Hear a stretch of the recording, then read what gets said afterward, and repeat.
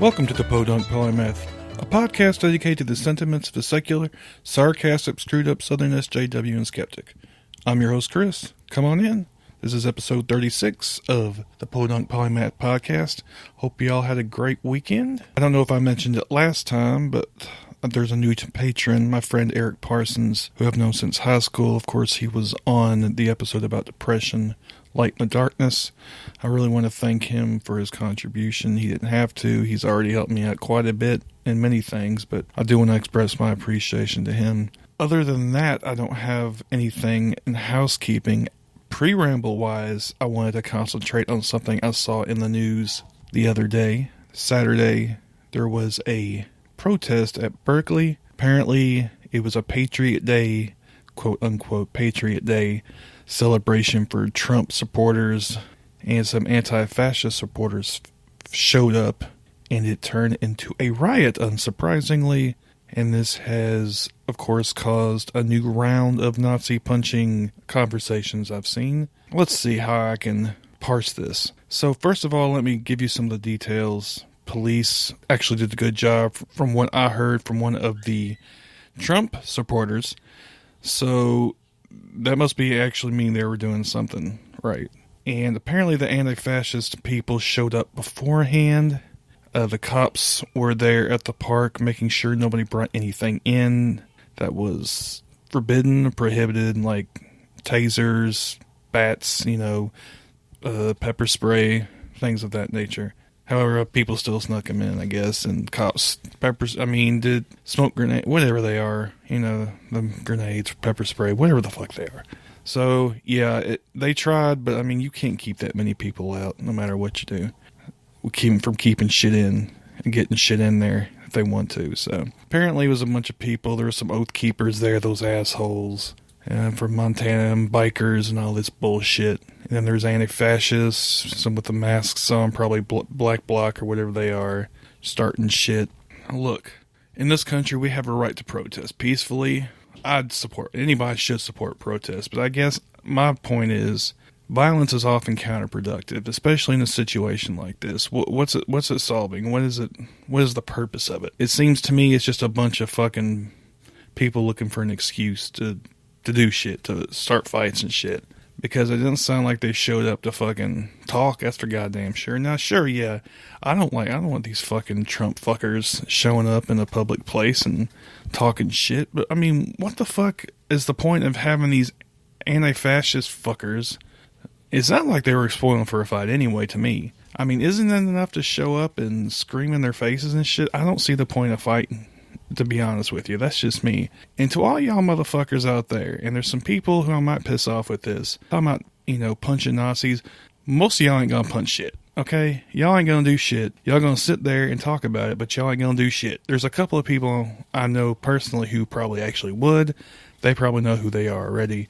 But y'all ain't gonna do nothing, okay? Y'all ain't gonna punch no Nazis. Hell, I'm not punching anybody. I can't punch people. I'm weak. I'm not weak, but I'm just not that kind of person. I don't think I've ever hit anybody that hard before. So, it just, to me, people who sit there and say shit like that are almost always the people who ain't actually gonna do shit. Now, I'm not saying that if you're presented with a situation where your personal security was threatened, then yeah, sure, that's a different story. But to go around just punching people randomly, just to me, doesn't seem to make much sense. That's just my take on it. Yeah, Trump supporters, this whole thing has caused a lot of fear that we're getting some kind of new fascist regime, and that's another thing. Nobody knows what the fuck fascism is anymore, apparently, because they keep overusing it.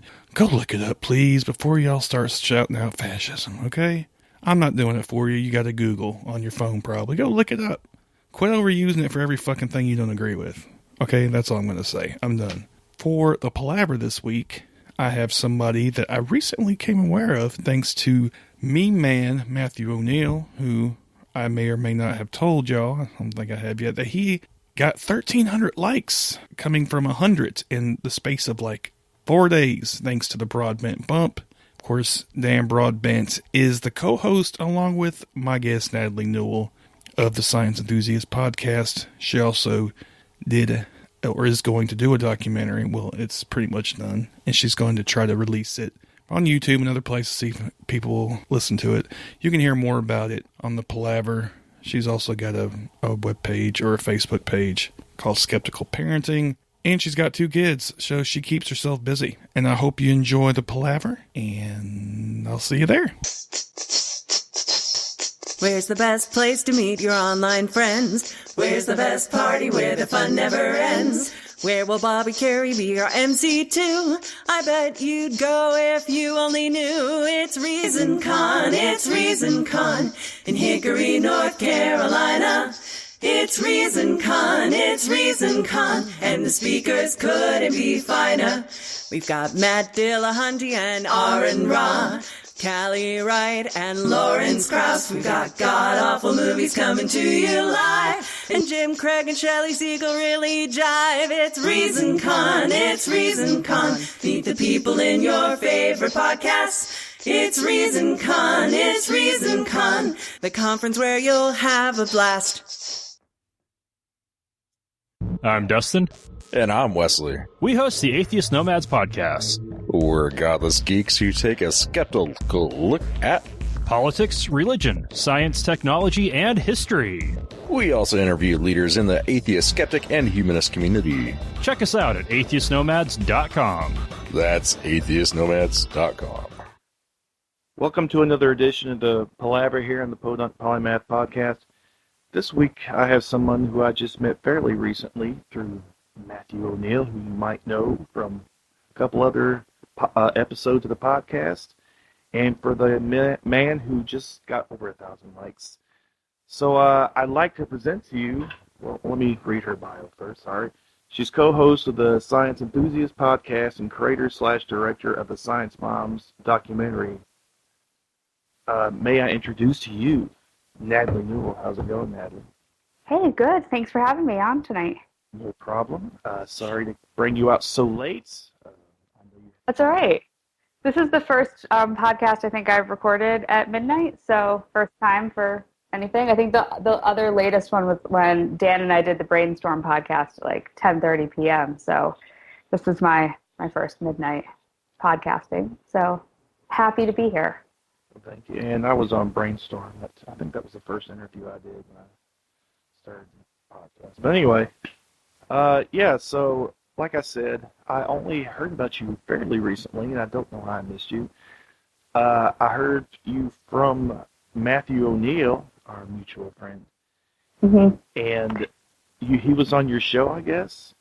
Yeah, he was on my show back in, let's see, I think we recorded an interview in November shortly after the election. So, I mean, we kind of talked about that a little bit, but we talked about Afterlife, his book. And when I was kind of reading his book and trying to figure out, okay, what kind of questions am I going to ask this guy when I interview him, I listened to your episode, or one of your episodes with Matt of your show. So that was like part of my research. So I've kind of known about your show for, I guess, since the fall, and I've listened to a bit. So now we've connected this way. So small podcasting world. You're the 10th listener. Congratulations. Awesome. Do I get prizes for that, 10th listener? I'll take it. Sure, why not? I'll give you a signed copy of my photograph. No, that would be worth absolutely nothing. Anyway. Yeah, of course, Matt, I had him on, and we talked about all his work, and I've read all his books, and actually I had him back when I was on when I had my other podcast, and we talked, so I've known him for a couple of years, I think it's good. So, oh, cool. He's a cool guy. We've talked on several occasions. And yeah, I like to think we're friends, even though, we haven't really met each other. Who knows? He could be talking shit about me behind my back, so. He's not talking shit about you. And I think that the whole friendships developing through the internet it's just the way it happens now. That's one of the best things about Facebook, Twitter, whatever, having podcasts is you meet these really interesting people and get to have these experiences just communicating without even needing to meet them in real life. But I know the best thing is to actually get to meet some of these people in real life, which is why I've totally loved, I know we're going to talk about it later, making my Science Moms documentary, because it's just been this excuse to go meet really interesting people. Yeah, especially for people like me who are pretty introverted and don't like to go out a whole lot. This is a boon for us, I guess, for us types to meet people. So. Yeah. Yeah. But why don't you kind of tell a little bit about yourself more than the intro that I just gave? Okay, so I know we're going to talk about like some of the stuff I'm working on, as I guess as far as why you wanted to talk to me today. But my general like background is my education is in psychology and human development, and my graduate work was in education. I did a decade working in Montessori education as a teacher and a school administrator. And then I have 2 children, Milo and Zeke. Milo is 4, Zeke is 2, and I, for the past, it's been almost a year, have been stay-at-home momming for them while I've been doing my other various projects. But I would say that, like my interest in science and skepticism and all of that kind of came together even more so after I had children. And yeah, it's kind of led me to where I am now, working on a film about like evidence-based parenting, taking a more rational approach than like the world of movies like Vaxxed and GMO, OMG, and that kind of thing. And then doing a podcast with my friend Dan where we talk about like science and skepticism and secularism and all those kind of topics. So yeah, I'm kind of doing the parenting and dabbling in all these other interests that I have, around science and skepticism and atheist topics too. I definitely cover in my, because everyone needs more Facebook pages. I have a skeptical parenting one too that's a little bit more, science plus the godlessness too thing. So yeah, I think those are probably all the things that kind of brought me here to talking to you. It was fate. No. It was fate. It was fate. A little or total lack of God, Matthew O'Neill, all those things just brought me to recording this episode with you. Yes, Matthew O'Neill. Anyway, so yeah, let's start out with your podcast. Okay. Yeah, let me just ask you. I listened to a couple episodes so far because, like I said, I just now heard of it, and yeah, it's pretty fucking funny. There's a lot of cursing, which I'm good with. That's always a plus for me. Some humor. Y'all seem to play off each other pretty well. Yeah, we're actually friends. Dan and I are actually friends. So that's I think, we get along pretty well. And yes, we earn the explicit rating on iTunes. I think we work hard enough every week to get the right amount of cursing in there. Well, I listened. What was it, last episode? What was it? Jizz something. Oh, most episodes include the word jizz. If you say oh yeah, that episode where you said the word jizz, I mean that's every episode from a certain point on. It's just become a thing, unfortunately or fortunately. I don't really know. Probably unfortunately, because people have to listen to us talk about these things. But yeah, we just don't really hold back, I guess, when we talk. Well, now I remember it was Jizz Knuckle.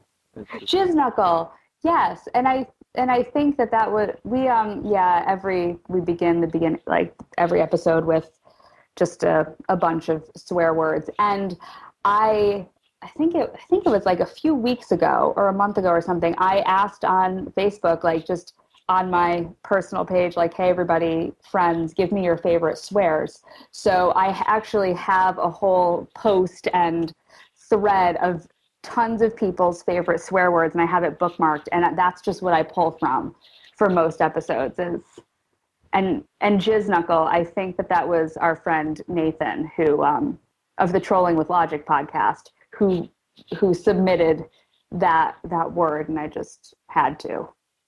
Yeah. Yeah, I've seen him pop up. Nathan Dickey.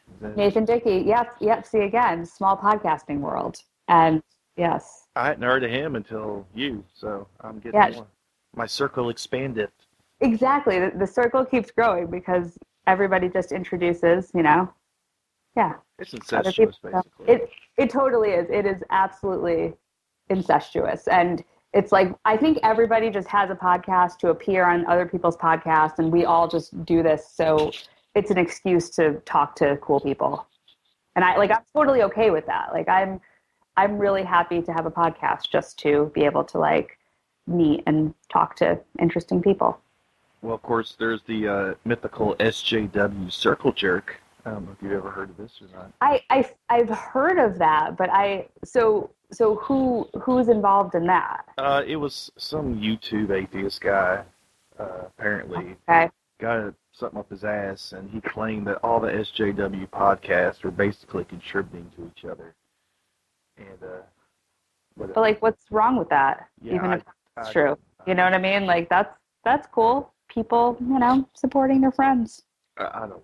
These YouTube atheist types. Well, except for Steve Shives. But those other YouTube atheist types, no. Well, you know what I'm talking about. Yeah. Sorry, going to my nutsack. Yes. Though that's amazing not asshole. Yes, that type. Yeah. Oh, I can't. Ugh. Anyway.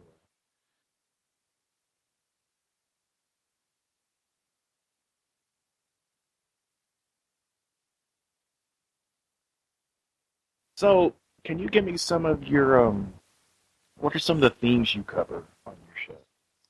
Oh, on our show, let's see, we try to cover, as much variety as possible, but so in sciencey topics, we've done kind of biotech-based things. We had Kevin Folta on a couple times talking, biotechnology, GMOs, that kind of stuff.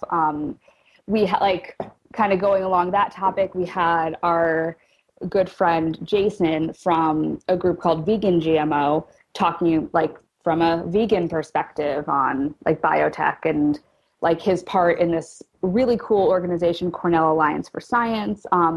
We've had people like Eli Bosnick and Dave Silverman on talking atheism and activism from that standpoint.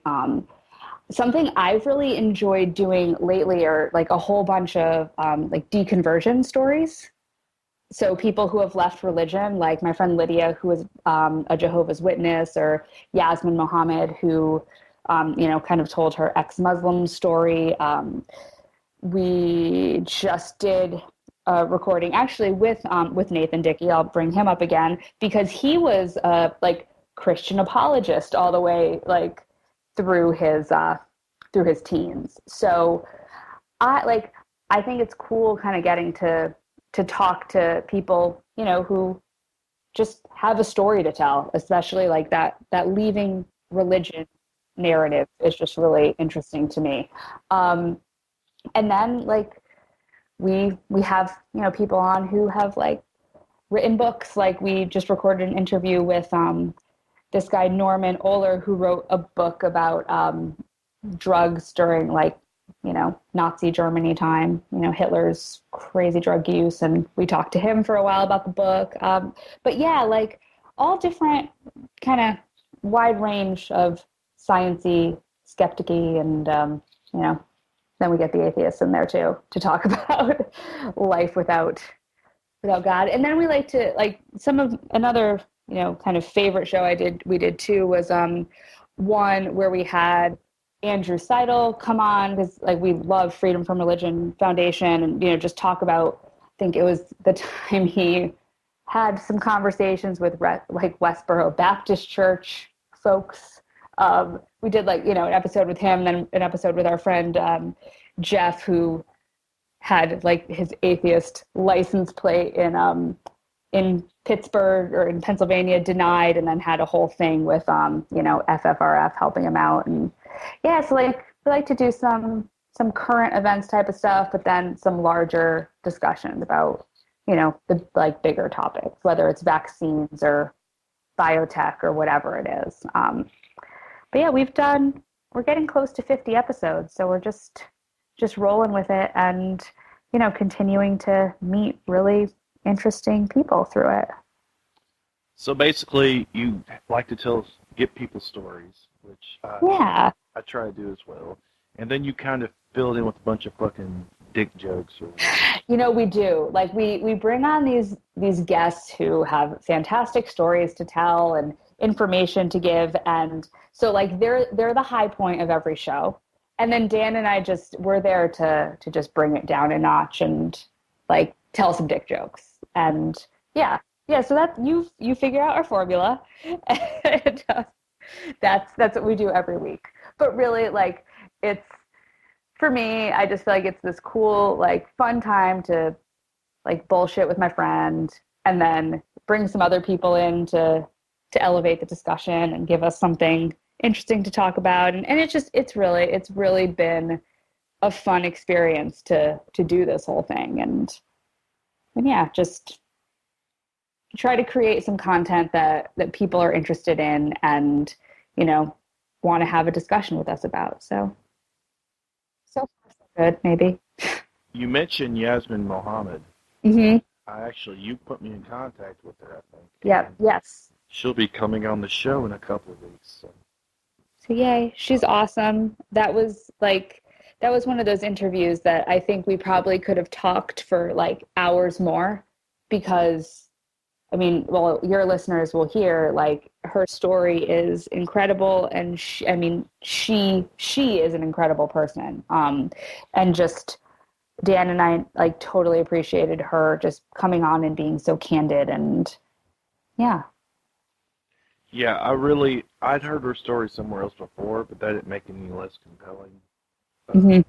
It's still just an amazing story, and she knows how to tell it. She's a great storyteller, I think. Yeah. Yeah. That kind of makes it even more compelling to me. Oh, yeah. Just, like, I just could have sat there and listened to her for, a lot longer. And I feel really, really glad that somebody put us in contact with her. Our friend Faisal put us. Yeah.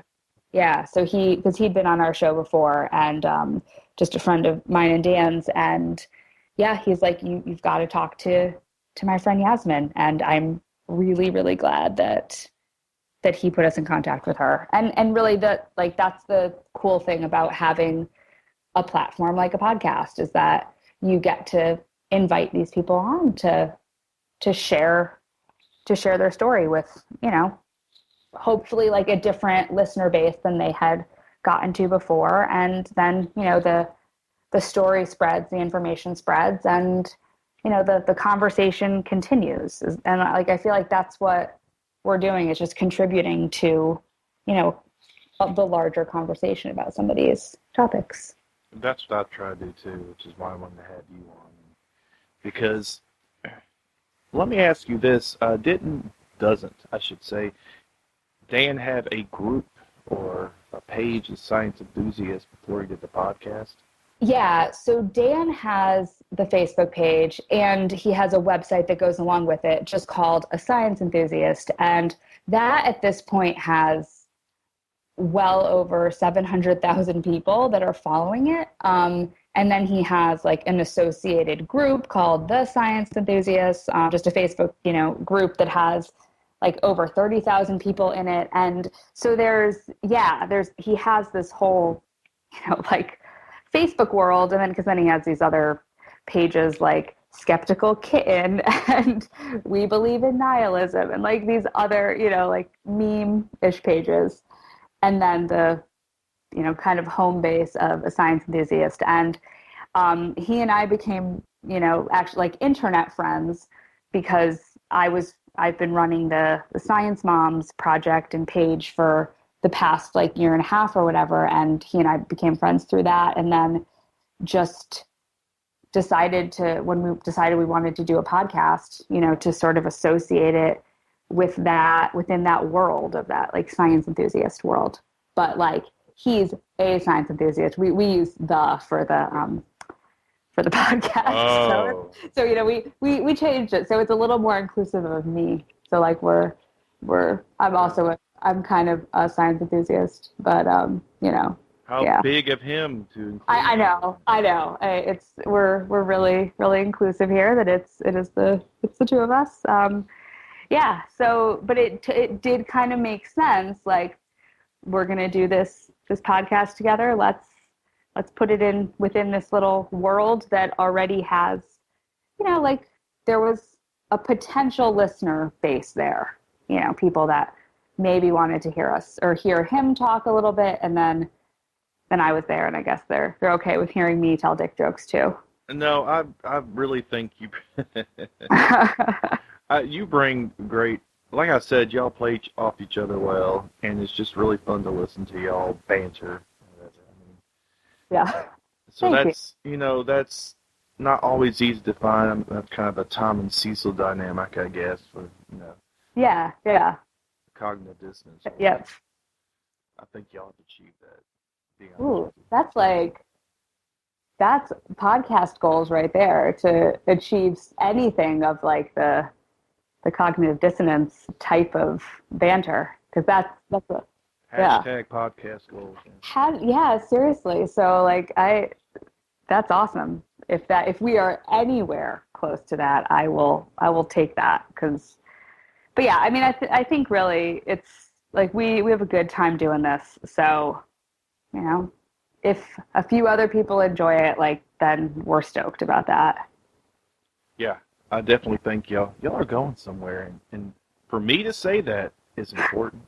It is. So this is it. Like, you've said it, and so it's happening. We're going somewhere. Yeah. Well, Christ is in my name. So and it is like Good Friday right now. So that's probably important somehow. Roll away the stone. You ain't gonna find me. That's awesome. Just wait till Sunday, I guess, and then. I have arisen. That's right. He is risen. I always thought that was such a weird way to say it. Like, he is risen. Like, no, he's just not there. Like. Well, yeah. Let's just say he was. He still wouldn't be risen. That syntax. Yeah, it's always bothered me. But man, Christians. Yeah. What can you do with them? Nothing. Just nothing. Live under their rule, apparently, for the next God knows how long. Oh, no. So, anyways. We could go on for hours, but yeah, let's move on to something more positive. Okay. Your skeptical parenting page. Yeah. Why don't you tell me a little bit about that? So that Facebook page is pretty much it kind of was an offshoot of the Science Moms page for me. Because I started a Facebook page for my film Science Moms back, I guess, in the fall of like a year ago. Like, it's been a year and a half or so since I started that. And because I just wanted a place for, like, you know, just to put information about the film, but it ended up turning into way more than just a place for the film. It's become, you know, a place where I can put out, like, you know, reasonable parenting type of like content and memes, and focus on like the sciencey aspect, like, and really go with the content of the film. But then I was kind of feeling like I wanted a home on the internet for some of my more like atheist and secular leaning, like, you know, articles to post or memes to share or whatever, that didn't necessarily fit with like the Science Moms thing. Because I will say that the audience, you know, for my film, it is a very broad audience, including, you know, some more like conservative type of folks who do not share the same religious type of beliefs as me, or non-religious or whatever. So I just made this skeptical parenting page kind of for, like, thinking, you know, maybe somebody would follow it. But it has a pretty decent following to it. And yeah, I just like to find content that echoes kind of the fact that we can raise, awesome children in a secular, non-religious environment. We can, kind of work against some of the fear-based messages that are out there, similar to the Science Moms movie, but like surrounding, medicine, and especially like things like vaccines and alternative medicine. And we can embrace biotechnology. Like I try to kind of put all of that kind of messaging in one little place on the internet. And then, yeah, so it's just kind of an offshoot page from the Science Moms Project that's a little bit more like just me, sharing things that I think are interesting, or sometimes honestly it's like a weird like cat meme or like something from a nihilist meme page, because why not? It's the internet. And we were talking about memes before, weren't we? And that's how like you get people to follow stuff you're working on by posting some memes, and then hopefully you get them to stick around for the content that kind of matters a little bit more, like interesting articles or podcast episodes or stuff like that. But okay, so how many memes do you have on your page to entice people into your world? I just want to ask you that. So like I've got, like, if you look at that Skeptical Parenting page, it definitely has like a lot of meme type content on there. I mean, I haven't made all of them. Like I just keep up. I'm like always on the lookout for something that's, catchy or whatever. I mean, the camera roll on my phone is pretty much memes and like the occasional like cute picture of my own children. But I like to keep a supply of, like things that can kind of grab people's attention for a sec. I mean, that's like, it's kind of how to internet a little bit, I guess. So you cheated. That's fine. I cheated. I did.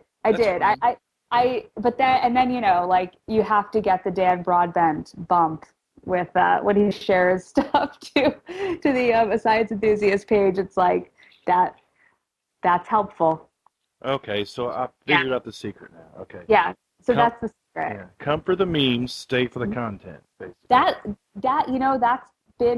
been my hope. And yeah, like, because that's the thing. It's like people often will, see a meme, share it, whatever, and then might like follow the page because they're like, okay, there might be some interesting stuff here. So I think, yeah, it's like people's attention spans can be really short, but like if you can grab them with something that just is funny or kind of punchy, then yeah.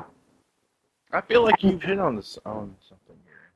Okay. Don't you think? Yeah. Like, so we're solving social media here, and yeah. But I think that it's a good way to get people is to just share some memes, but then they'll like you end up in their news feed, right? Because they've followed you because they liked the meme you shared, and then like podcast episode comes up or an article that like you think people should read comes up in their feed, and I think maybe that's a good method.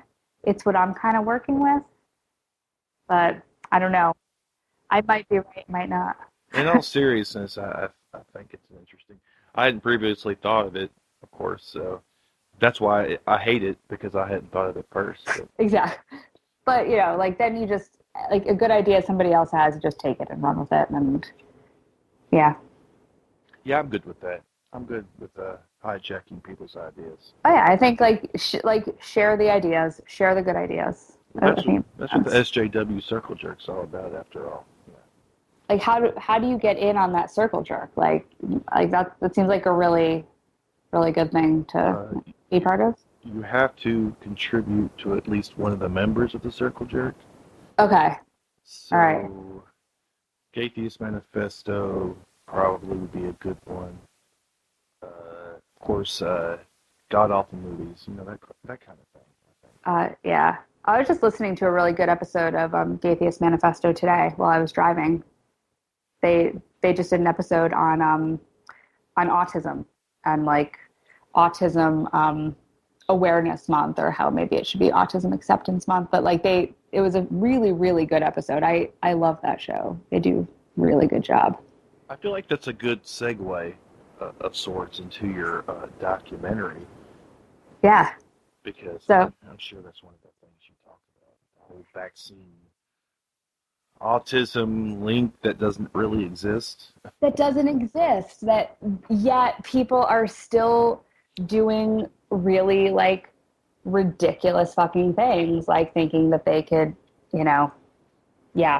like cure autism with bleach enemas and stuff like that, and that they shouldn't vaccinate their kids because there's a whole level of holy shit, people are doing that type of thing with vaccines. But I making a movie, well, it's nearly done, called Science Moms, which that was just this original like working title for this documentary project, but it just stuck. And the documentary, it's a short, like 30-minute documentary, Science Moms. And I guess I can tell you how I like decided to do it. Do you want to know like sort of why? Why, yes, I do. Yeah. Okay.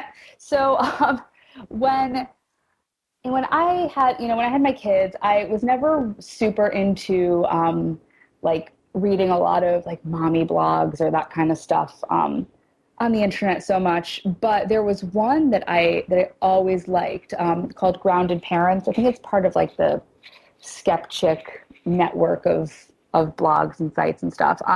But yeah, so there's this Grounded Parents blog, focused on like skeptical parenting issues, really, and like parenting issues from a science and evidence-based perspective.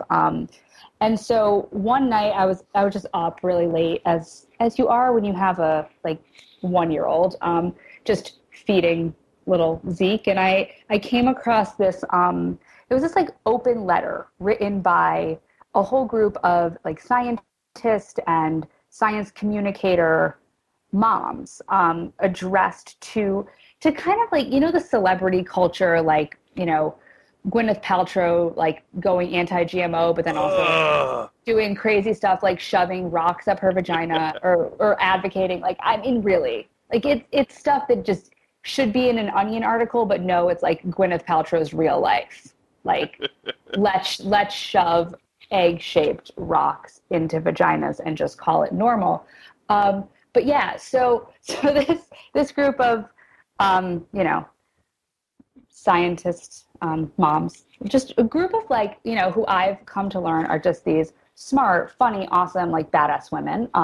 They wrote this letter pretty much saying like, ladies, like stop using your stance as celebrity parents to, say like, GMOs are bad, or like, hey, Jenny McCarthy, like as like an aside, like don't say that vaccines cause autism. But like pretty much this group of women, they like hashtagged the whole thing Moms for GMOs, because that was the main idea of their letter, was that, biotechnology is not this like devilish thing that, even though Sarah Michelle Gellar says, just label it, like, no, she doesn't have authority on the subject. And well, the funny thing is, with all of these women, I came to find out they were all really big Buffy the Vampire Slayer fans. So when their main inspiration for eventually writing this letter was when Sarah Michelle Gellar, Buffy the Vampire Slayer herself,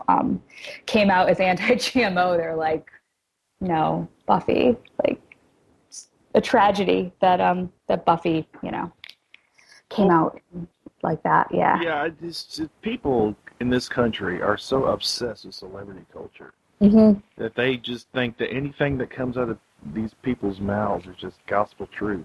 I mean, if you'll forgive the pun.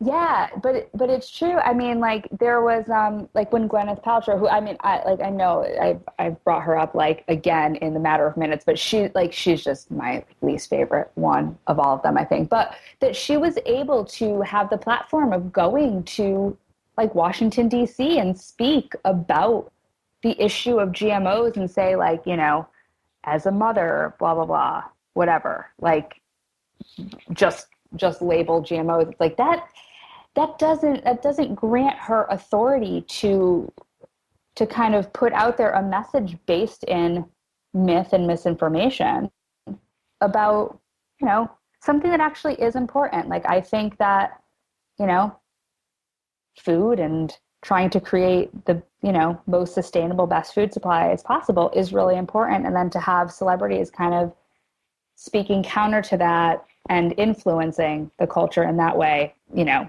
not based in fact, was really unfortunate. And so it was really cool to see this group of women come out and say, like, you know, say that whole thing, but way more articulately than I just did. So I ended up thinking like it could be a cool idea for a short documentary because it didn't seem like there was anything out there like that. I mean, I knew of other documentaries that were way more like, you know, counter to that idea, a little bit more like, you know, do you know like the bad things that are going on like with food or whatever. So I contacted you know, the women who actually wrote this letter. So it was Coven Snapathy, Allison Bernstein, Layla Katiri, Jenny Splitter, and Anastasia Bodner. And, you know, just essentially asked them, would you be willing to be interviewed for a short film? And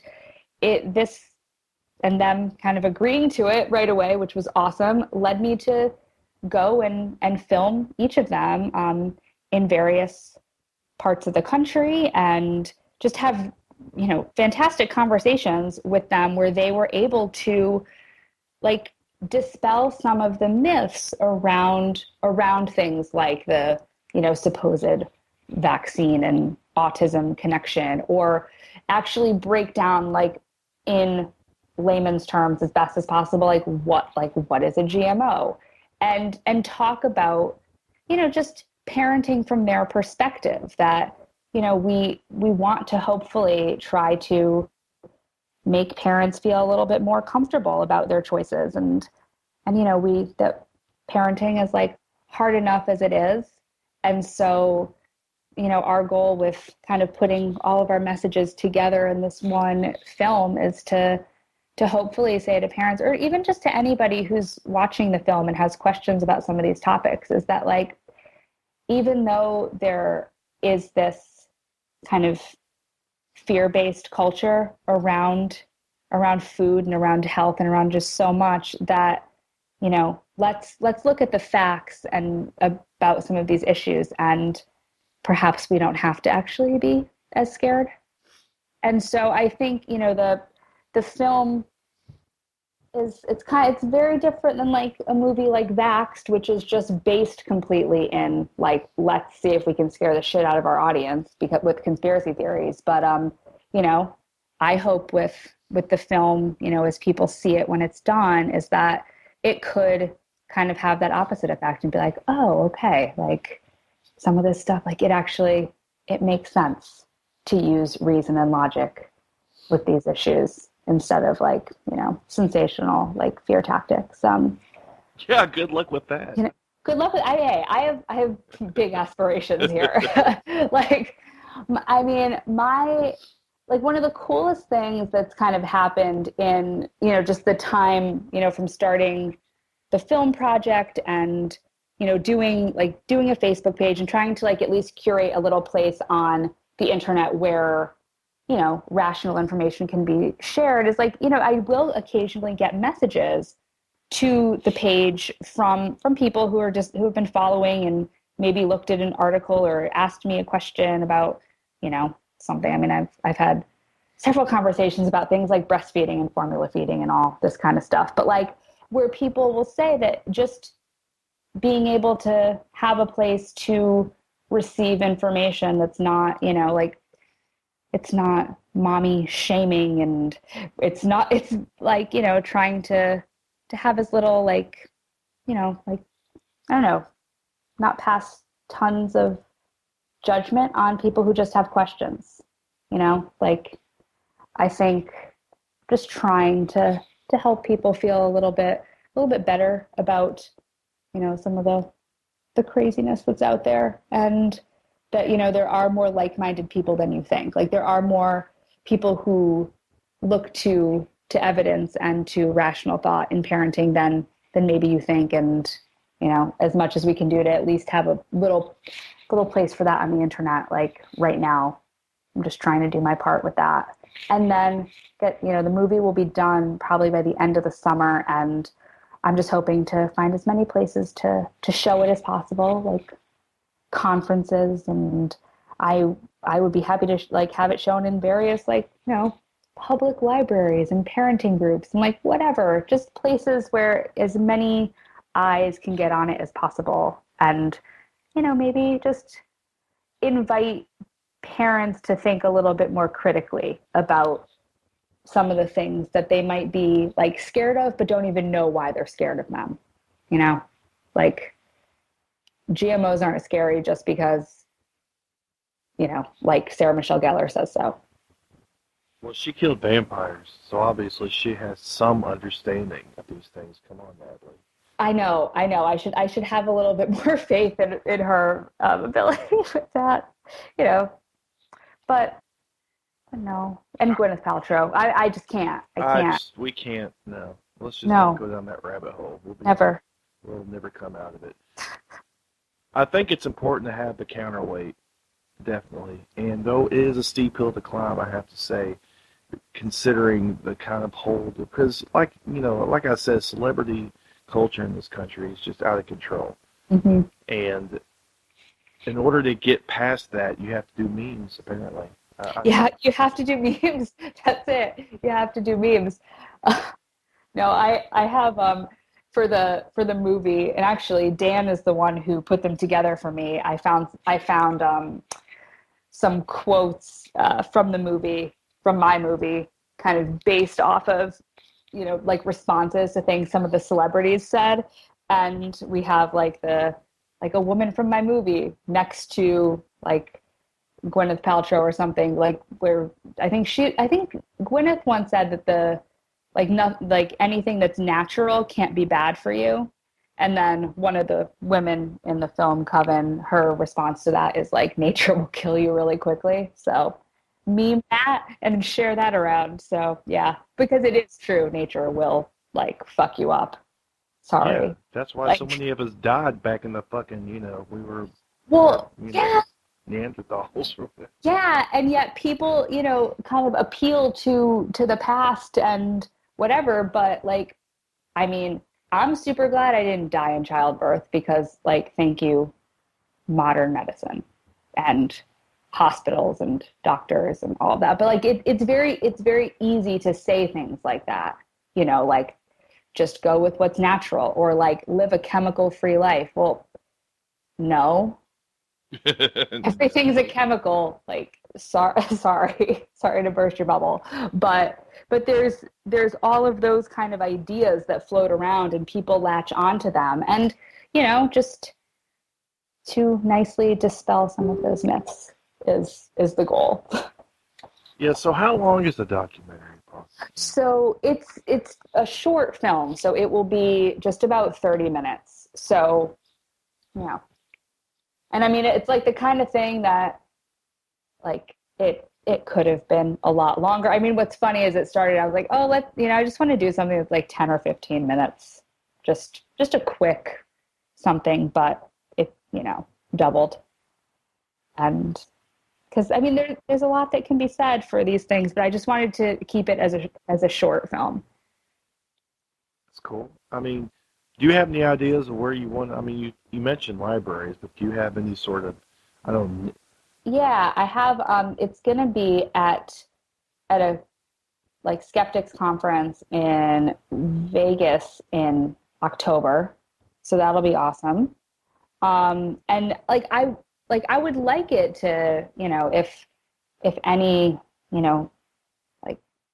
like a ReasonCon type of conference, like next year or something, might be interested in showing it, or, like any of those kind of gatherings of people. Like, I know people, mm-hmm. so it might be possible if you're nice to me and give me memes. Yeah. I've got memes. I told you, like my phone, like the favorites, like section of the pictures of my phone, it's memes. And that's it. Ideal in memes. So I pretty much guarantee. I mean, NanoCon. I don't know if you heard that. Oh yeah, that seemed like a lot of fun. I followed all of your like pictures that weekend. That was pretty fucking good, and I'm thinking it's going to get bigger. So maybe that would be a possibility. I do actually know people there. I'm not. Do you? Yeah, because those kind of places like would be awesome just to show it to that kind of audience. Like I did it was, I think, around December, I did they called it Skeptic Camp, put on by New York City skeptics, and I did like a short presentation about the film, like, showed the trailer, that kind of stuff, and it was, obviously I was kind of preaching to the choir, because it was, a room full of skeptics and people who are like, yep, like we know that GMOs are fine and vaccines work and all that kind of stuff. But it is kind of nice to show a movie like that for that kind of audience. So like people who get it, and like, I know echo chambers, whatever, and preaching to the choir, but yeah, like I think any sort of skeptic science or secular type of gathering place would be cool. And then I do think I probably will be able to show it within the like agriculture community a bit too, because I've made some like good friends and connections within that world. And because with this film, it not only advocates for science and evidence and just rational parenting, but I feel like it's a movie and it has central ideas that are really supportive of like agriculture and farmers too, especially, the farmers who grow GMO crops, and, the ones for whom there might be some misconceptions out there about. So yeah, I think it's a topic because, it has to do with kids and food and parenting and fear and all these things, topics and ideas that just transcend like being part of one group.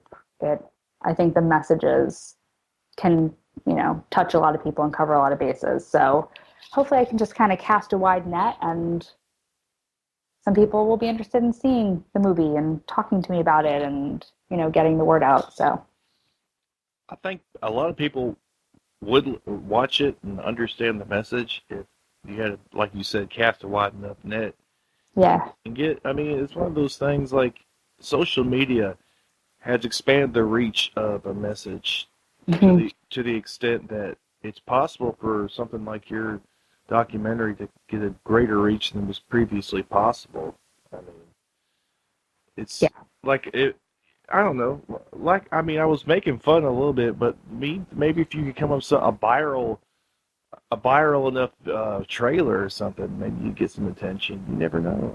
Yeah, I mean, like the cool thing was when I did a Kickstarter campaign for the movie, and it like fully funded and exceeded the Kickstarter goal. So like there's obviously enough interest that people wanted to, throw some money into funding this project. So I think it seems like, there's a decent following already of people who want to see the movie. And so then it's just going to be like probably a little bit of a grassroots type of campaign to get it out there. Cause like I don't have like vaxxed money to just show it all over the place, even though it's like, yeah. Well, do you have anything, like when you finish it, do you have any sort of like definite channels right away, or any plans at all?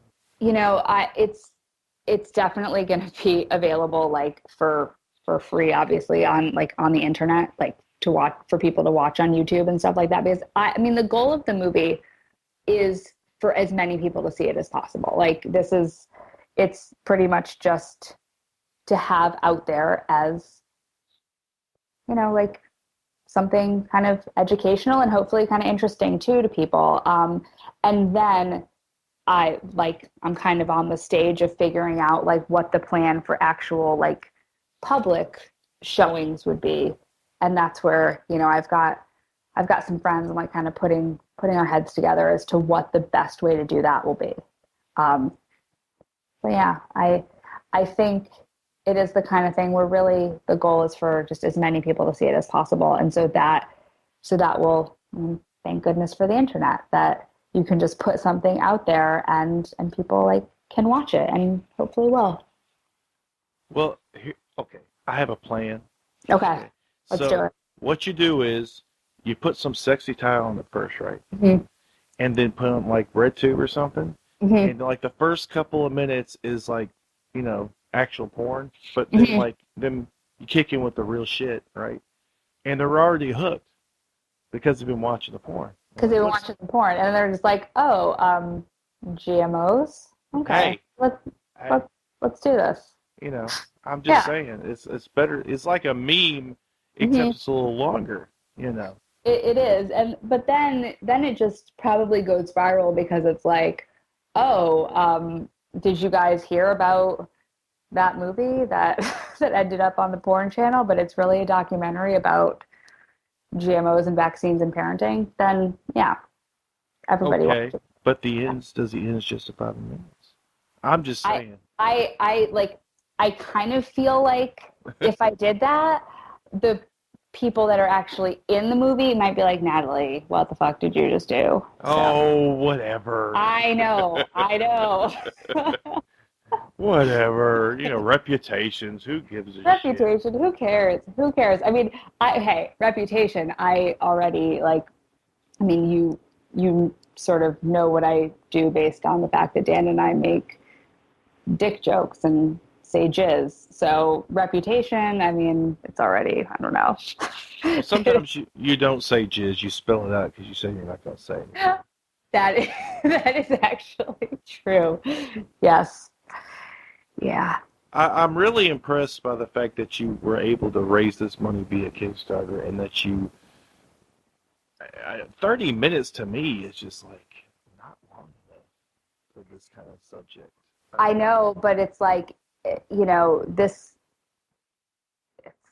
a feature length would have just have taken even longer to make and get together and all that. But I think though, with 30 minutes, it is, in a sense, it's kind of long enough to hit on some like major points, keep people's interest, and then I kind of view it as it can be sort of packaged into like, you know, a 1 hour program somewhere where watch a movie for 30 minutes and then do like some kind of presentation or Q&A or something and have a discussion about these topics. Like, I feel like this kind of movie, it's not necessarily to answer all the questions around these issues, but it's to hopefully give people who are on the fence about these issues like a jumping off point to think more deeply and have, you know, their own discussions around some of these issues. So 30 minutes, I feel like it's enough for now, and then we'll see what comes next. Yeah, I really was, you know, because I went to see, this is a little bit off, but I went to see I'm Not Your Negro, about James Baldwin or whatever, and they had a poetry reading afterwards, and the only reason I bring that up is because, like your movie, like you said, there could be a Q&A or something. Mm-hmm. You never know if you get, you know, you can go to a little art theater or whatever. That's where I saw it, or something like that. I mean, that gets more reach. You never know what's going to happen, especially if you get the broadbent bump. The broadbent bump, and he's my buddy. I've got to get the broadbent bump on the movie. Like, so yeah. You never know. I'm just saying.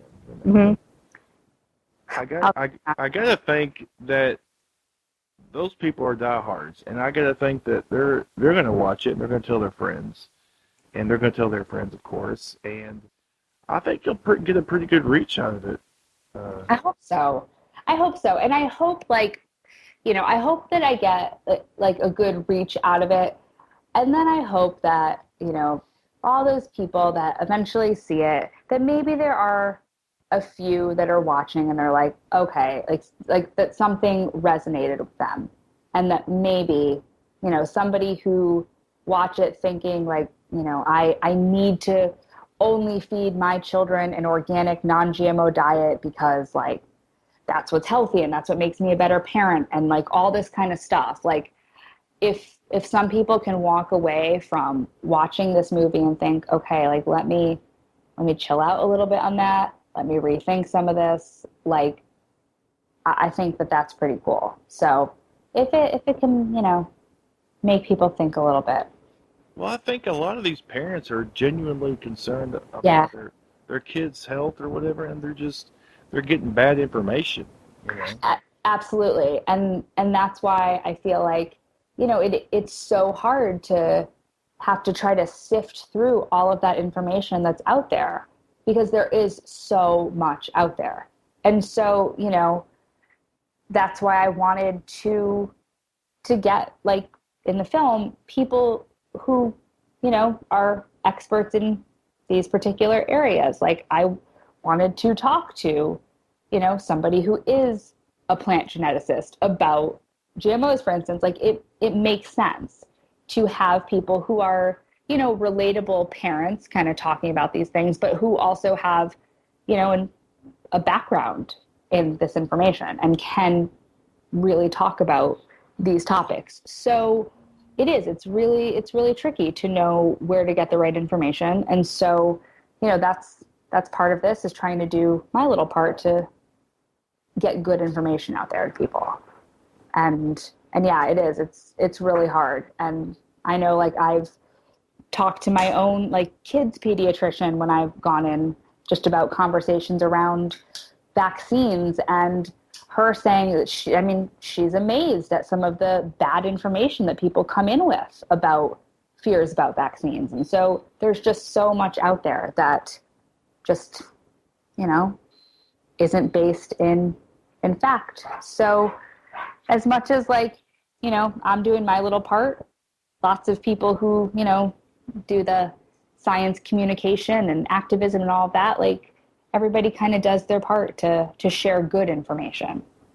What can people do on an individual level, do you think, to help spread that information? I think it's like the little conversations that we have on an everyday basis can actually, I think, make a difference and be important. I mean, I feel like, it's easy for people to kind of like go on the internet in comment sections and kind of like, shoot off at the mouth and have arguments and whatever. But I think as much as we can in our exchanges, whether it's like, you're sitting across from somebody having a conversation or we're having like internet conversations, is to find like as much or try to find a little bit of common ground and like recognize that the other person is a person and that you often maybe have some things in common. Like with the parenting stuff, it's like you at least have that, like I'm a parent, I care about my kids, the person I'm talking to, like even though we might say have differing opinions or thoughts about food, like we both want like healthy fed children. Let's like find the common stuff first and maybe try to see the other side. As much as possible. Like, let me be honest, like if I'm having a conversation with like an anti-vaxxer, I'm not feeling super like calm and like they, that there are certain things I think everybody has that make them a little bit ragey. But I think on an everyday basis, as much as we can, just share, like, even if it is sharing like a good article on Twitter or Facebook, or answering a question somebody has in a way that like, is as kind and respectful as possible, but still puts out, the right information.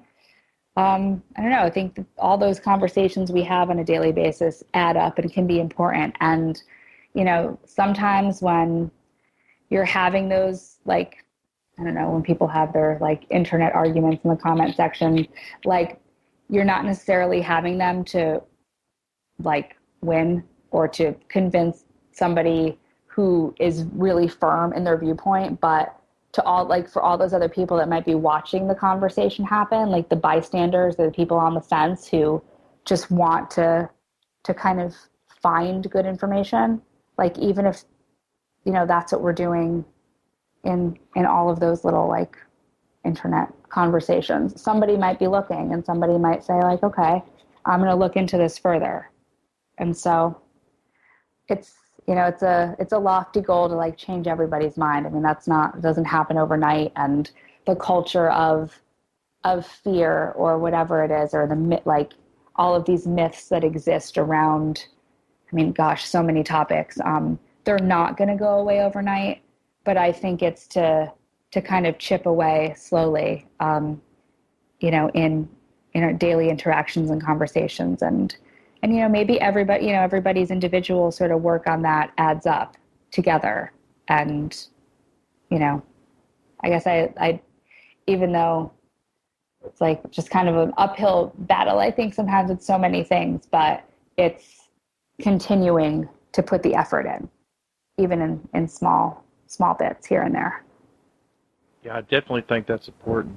And what you said about bystanders is something I've heard on several occasions, and that's absolutely true. I mean, especially if you're coming at it with facts and not being excessively an asshole about it. Yep. Because we all know, I've seen studies, of course, I'm sure you have as well, that people tend to entrench even further when you come at them like that. So it's ultimately not productive if you're looking to convince somebody, of course, if you just want to be a dick. Yep. Okay, that's fine, but if you're actually wanting to convince somebody of something, then you need to actually come at it like you were saying, with some facts and figures and some kind of calm, rational way, Yeah, it's like, and it's about finding that like perfect mix. And this is like, I mean, if it was that easy, everyone would be rational, everyone's mind would be changed on some of these crazy topics. But like, it's that mix of, not being a dick, having facts and evidence, but then also being able to connect with people on like a bit more of a human emotional level. And it's that right combination of all those things. I mean, that's the goal, where, real productive conversations can occur. But yeah, it's like, we all can try our best. But like, yeah, it's like starting with like, just, not being a dick. And we've got like, evidence is on, the side of science and all that kind of stuff. So that's good. But yeah, it's also about finding ways to use our own like humanity and storytelling and all of that to connect with people. Absolutely. Okay, Natalie. Well, I want to thank you for coming on. Thank you for having me. No problem. Can you tell everybody where they might be able to find you? Yes. So you can find my stuff on Facebook at there's a Science Moms page, and then there's a Skeptical Parenting page, and Facebook also has a page for the Science Enthusiast podcast. And if you're not already, you might as well go follow Dan at A Science Enthusiast. And so I'm going to be doing some more episodes of Matthew O'Neill's For God's Sake podcast. So you can hear me on that sometimes too. And then I'm on Twitter at NC Newell. So I think that's enough places to find me on the internet. It's too many. So yeah. And, of course, look for her memes. Look for memes. Yep. But you never know which memes are hers, and you never know. So just look at all the fucking memes. Who cares? Yeah, all the memes. Everybody just share memes. That's it. And listen to people's podcasts and SJW Circle Jerk. That's right. I think. Yeah. You're in. All right. Cool. Password. All right. Fantastic. All right, Natalie. Well, again, thanks for coming on. Thank you for having me. No problem. All right, take it easy. Bye. Bye.